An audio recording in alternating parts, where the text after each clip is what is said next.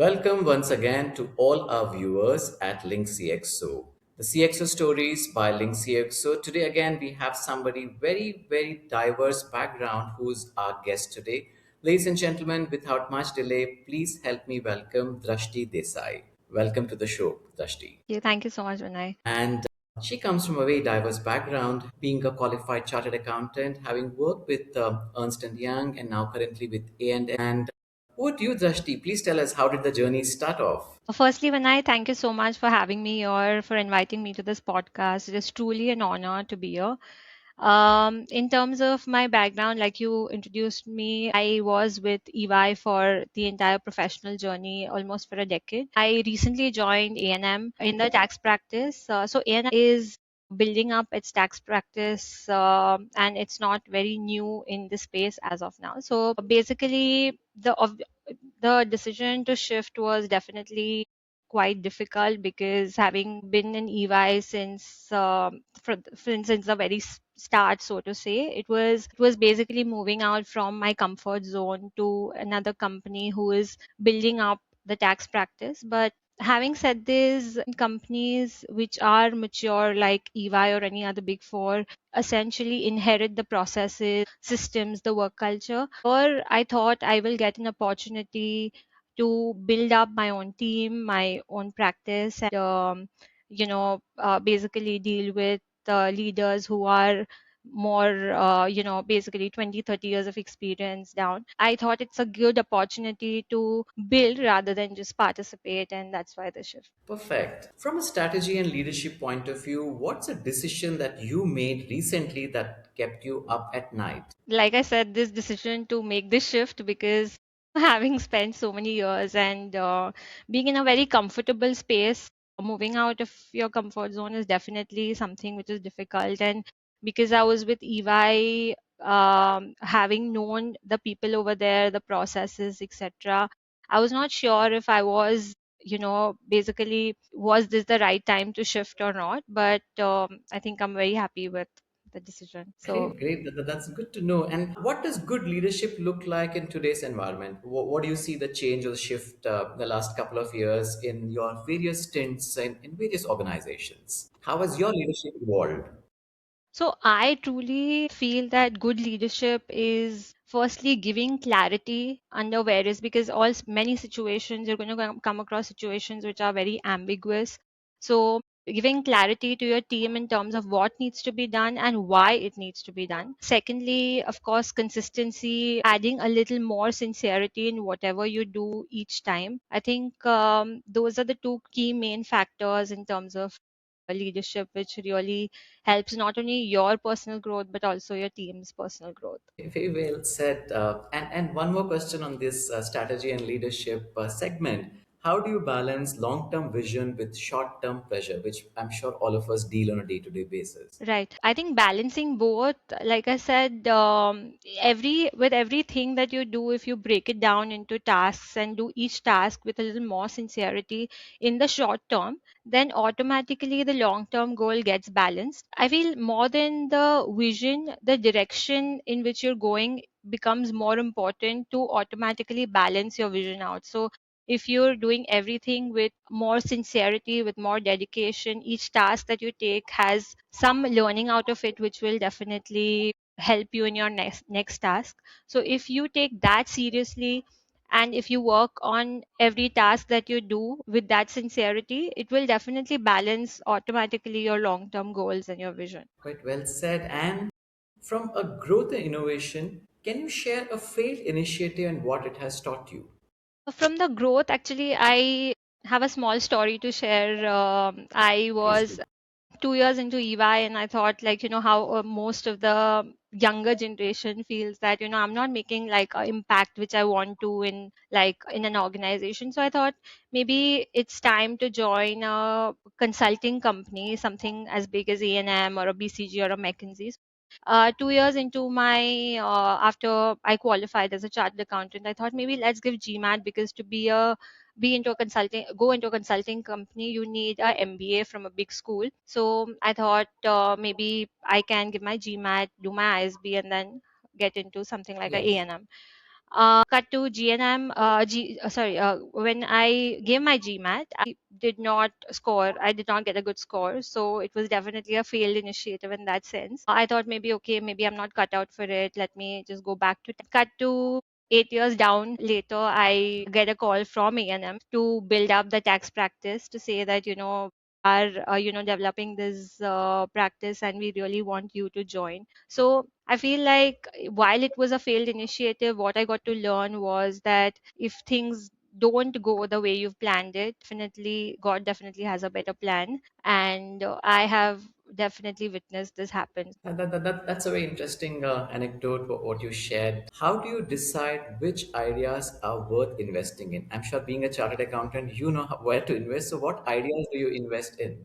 I think the two key things that I generally follow is firstly the experience that I have, I will definitely, look back to. And second is the intuition. So, in terms of if experience and intuition both, tell you to invest in a particular idea, it will generally be the right thing to do. So, yeah. It's more of instinct, gut feeling that's what Right. helps. Yes. Yes. And of course, coupled with your experience with the data. So basically, looking at data and your intuition. So if you're looking at two things, one is data shouldn't be incomplete from whatever you're looking at, and second is your intuition in terms of whatever you feel shouldn't be biased. So if both these things check the box, then I think it would generally be right. And how do you foster innovation without losing focus? Innovation, so I feel like innovation without you can divide if you divide any particular task in terms of the time that you're managing, for if you give innovation say x percentage of your time and execution say y percentage of the time, then it is easier to focus on innovation because then you're not like innovating, executing and mixing up. Nothing is becoming chaotic in that sense. So if you're basically giving proper time to innovation, because innovation will have some imperfections to it, so by giving certain number of or X percentage of time to innovation and then balancing out with execution, that I think helps in focusing on innovation. Well said once again. Thank From you. a decision making perspective, I'm sure at senior leadership, we would have to take tough calls quite often. What's the hardest no that you have said you had to say in recent times? The hardest no would be either, so the hardest no recently was again when I was leaving EY, they had offered me a lot because I was there in the system for such a long time. They had offered whatever they could in terms of, support, compensation, etc., in terms of just to stay back. So that was difficult because, having to say no to someone who's seeing you grow professionally was definitely a very tough call. But what I did was I explained my reason, and of course they had the reasons too in terms of to retain me in the company. But I think that was one of the most difficult no's that I've recently said. And how do you ensure diverse perspectives are considered in any kind of discussion or decision making? How do you take care of this part actually? So I actually believe that wisdom does not see designation. So if it is so to consider diverse perspectives, what I truly follow in in a particular meeting or in a discussion is that you need to ask every person who is there, irrespective of their designation, that firstly if they have any ideas, secondly if the ideas that you have, does it make sense. What I've seen practically is the minute you ask a junior personnel that does the idea that I'm saying, does it make sense, they definitely feel more motivated to come out with what they have in their mind, even if they don't proactively give you something. So to get diverse opinions or diverse views, I think it's very important to encourage your team, irrespective of the designation, to encourage them to speak and to check with them if whatever we are following is the correct thing to do or not according to them. From a culture and people perspective, what's one hiring mistake you'll never make again? I think so. When we do these interviews, right, like to engage people, to hire people, I think one mistake that I'll not do again is to basically, I used to feel that if you're good academically, you are supposed to be brilliant, you're supposed to be very talented. But I feel like that may not be always true. Just because someone is brilliant academically or polished, so to say, does not mean he will always be, the best at or the most talented person in the room. So that is something which I always now, which I've learned during my various interviews, that I will not, the mistake that I will not make now. And secondly, I think even when so the person who is the most talented but may not gel well in the team will not be a good person to have in the team in the long run. That is what I've also realized. Like how Zakir Khan says that, काम 19 का होगा, but आदमी 20 का, that types. So you definitely want someone who's a team player rather than a person who is the most intelligent person in the team. In our culture and people section, what's something which employees wish leaders understood them better? I think employees can handle truths. Rather, transparency is something which employees really appreciate rather than, sugarcoating it and then telling someone that okay, you couldn't make it. Especially during these promotions, I've noticed that it's always better to be transparent and to give out the harder truths rather than, be silent and then later say that okay, you couldn't make it because of so and so reason. So I think transparency is something that employees definitely appreciate and value, and um, that's how it should be. So don't you find it a little conflicting sometime where youngsters quite often have fragile egos to brutal honesty versus sugarcoating? It might be a thin line, right, for you to kind of juggle and manage that. Yes, yes, you're right. When you come out with these, or if you're giving a feedback, we definitely have to take care. You have to be very careful in terms of the language, in terms of the words that you use, in a way that it shouldn't demotivate the person completely or shouldn't hurt their egos. But at the same time, what I believe is that it doesn't make sense sugarcoating something, but at the same time, you can be polite about feedback in a manner where they can take it constructively rather than taking it like a criticism.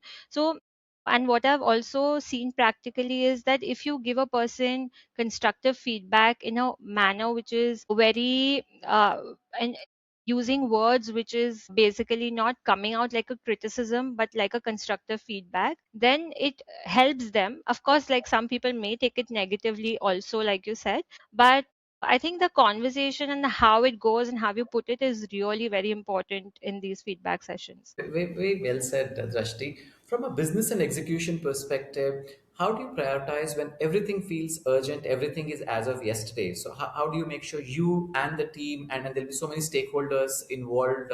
How do you do that? So, what I've realized over the years is that not everything that is urgent is important.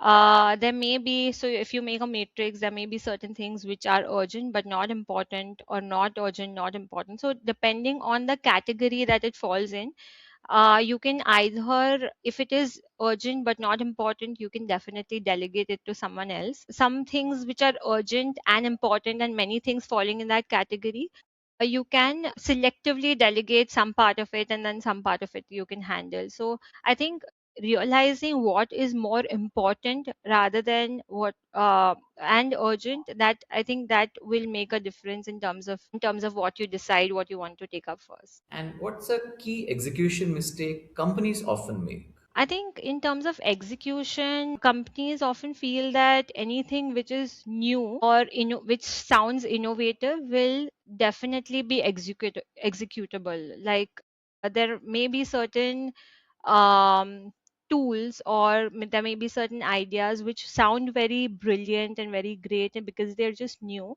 But what we fail to see is that, is it, can you deliver it with the same intent and the same motive that you had in mind when you were innovating that process? So I think innovation and execution in that sense will always have to go hand in hand. If you understand that, then I think it is sorted. From a industry and future outlook perspective, what major shift will redefine your industry in the next 5 years?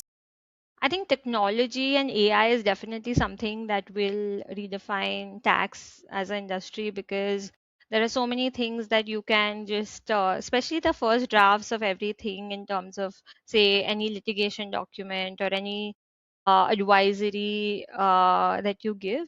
Of course, not to say that AI will replace the judgment or the experience that people have, but at least in terms of the first drafts, the first cut, so to say, it is definitely going to be replaced by technology. And how is your company preparing for any kind of uncertainty? What is the contingency plan? I think being nimble will be one of the things that our company definitely looks at seriously, in terms of, being adaptable to various things. And secondly, also training. So what we do is, in our team, we give the opportunity to the people who really want to explore outside their comfort zone, in terms of, say, someone is doing international tax, but he also wants to do, say, corporate tax or advisory.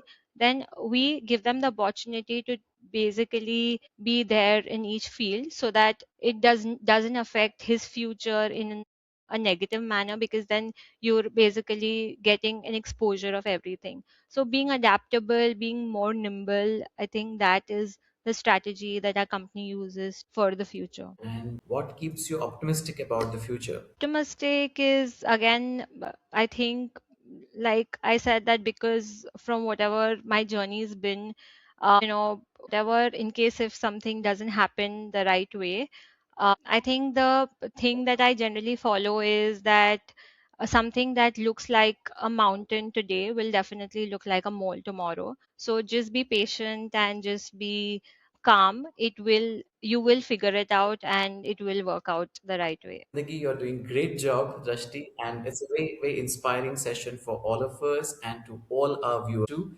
And looking forward to have many more guests in our series, which we have recently commenced, and looking forward to air this.